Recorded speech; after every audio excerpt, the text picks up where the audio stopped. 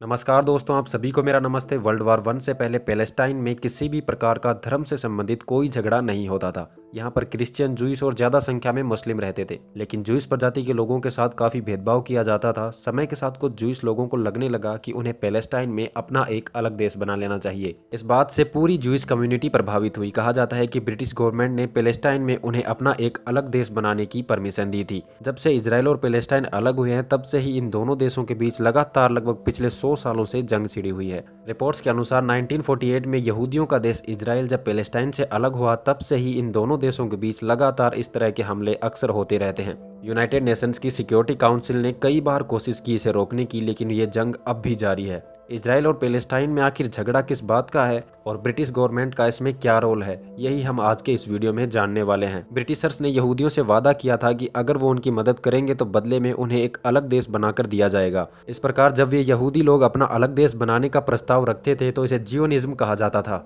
इस Zionism movement की शुरुआत 1896 में थियोडर हेर्जल नाम के एक पॉलिटिकल एक्टिविस्ट ने की थी, जो एक यहूदी थे। उन्होंने अपनी एक किताब लिखी थी जिसका नाम ज्यूइन स्टेट था। उस किताब में उन्होंने लिखा था कि अगर यूरोप में मौजूद जूइश लोगों को शांति से रहना है तो उन्हें पैलेस्टाइन में अपना एक अलग देश बनाना ही होगा। इस बुक से पूरी दुनिया के जूइश लोग इतने प्रभावित हुए कि वो अपना घर छोड़कर भारी संख्या में पैलेस्टाइन की तरफ आने लगे। 1917 में जब वर्ल्ड वार वन का समय चल रहा था तो 2 नवंबर 1917 को ब्रिटेन के फॉरेन सेक्रेटरी आर्थर वोल्फेर ने ब्रिटिश जूइश कम्युनिटी के हेड लायलन वाल्टर रोथस्चाइल्ड के नाम एक लेटर लिखा, जिसमें यह लिखा था कि ब्रिटिश गवर्नमेंट ने यह फैसला किया है कि जूइश पैलेस्टाइन में आकर अपना एक अलग देश बना सकते हैं। जब पैलेस्टाइन से अलग होकर इजराइल देश बना तो वहां दुनिया भर से आए हुए जूइश लोगों ने ब्रिटिशर्स की परमिशन से अपनी एक अलग आर्मी बनाई, जिसे हगाना आर्मी कहा गया। 1939 में पैलेस्टाइन के अरब्स ने इस बात से नाराजगी जताई कि ब्रिटिशर्स उनकी आज़ादी के लिए कोई कदम नहीं उठा रहे। ये बात ब्रिटिश गवर्नमेंट को हजम नहीं हुई तो उन्होंने कुछ अरब्स को अरेस्ट कर लिया, जबकि कुछ को वहां से बाहर निकाल दिया और कुछ लीडर्स को तो फांसी की सजा दे दी थी।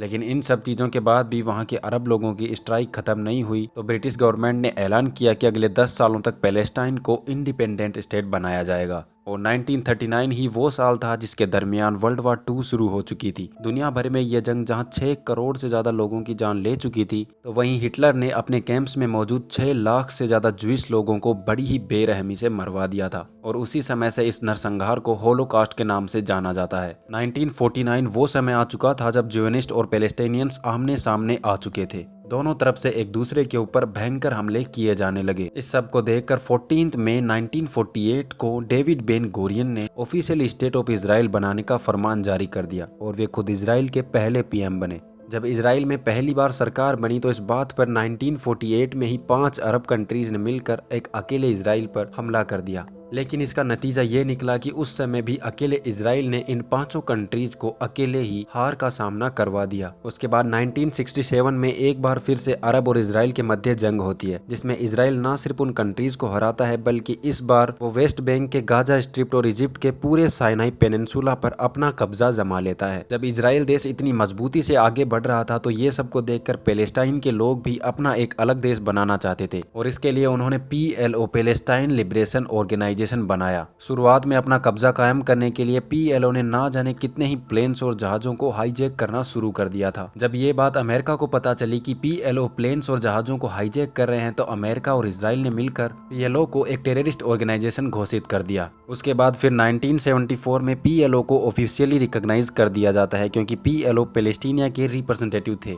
1979 में इजराइल और इजिप्ट के बीच एक पीस टॉक्स होती है, जिसमें इजराइल इजिप्ट को उसका साइनाई पेनिनसुला एरिया वापस कर देता है। इस समझौते के ठीक 2 साल बाद ही इजिप्ट के पीएम को अनजान हमलावरों के ग्रुप द्वारा शूट कर दिया जाता है। उसके बाद 1992 में एक बार फिर से PLO और इजराइल के बीच पीस टॉक्स होती है, जिसमें ये रिकॉग्नाइज किया जाता है कि PLO टेररिस्ट ऑर्गेनाइजेशन नहीं है। ये बात PLO के कुछ मेंबर्स को बिल्कुल रास नहीं आती, इसलिए PLO के भी टुकड़े हो जाते हैं और उनका एक अलग ऑर्गेनाइजेशन बन जाता है, जिसे आज हम हमास ऑर्गेनाइजेशन के नाम से जानते हैं। ये वही हमास हैं जो बिल्कुल भी नहीं चाहते थे कि PLO और इजराइल के बीच किसी भी प्रकार का कोई भी समझौता हो। दूसरी ओर इजराइल का एक्सट्रीमिस्ट ग्रुप था जो भी बिल्कुल नहीं चाहता था कि PLO और इजराइल के बीच किसी भी प्रकार का समझौता हो। इससे उन दोनों ग्रुप्स में झगड़े और भी ज्यादा बढ़ने लगे। वेस्ट बैंक में कई इजरायली लोग गवर्नमेंट की परमिशन से अपना घर बना चुके थे, तो पीस टॉक में यह सॉल्यूशन निकाला गया कि वेस्ट बैंक के 3 टुकड़े होंगे, A, B और C, जहां A एरिया पैलेस्टाइन के कंट्रोल में जबकि एरिया B दोनों के कंट्रोल में और एरिया C इजराइल के कंट्रोल में होगा।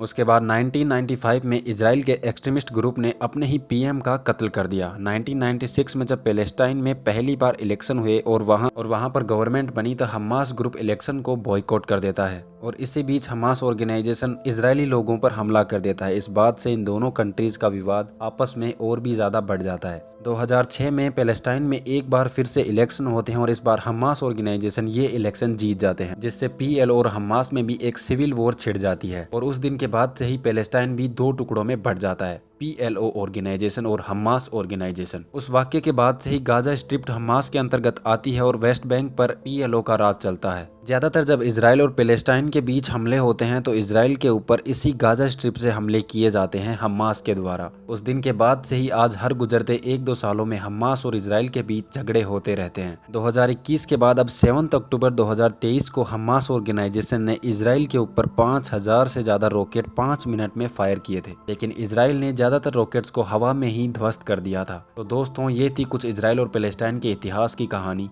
मिलते हैं आपसे अगली वीडियो में, तब तक के लिए देखते रहिए। जय हिंद, जय भारत।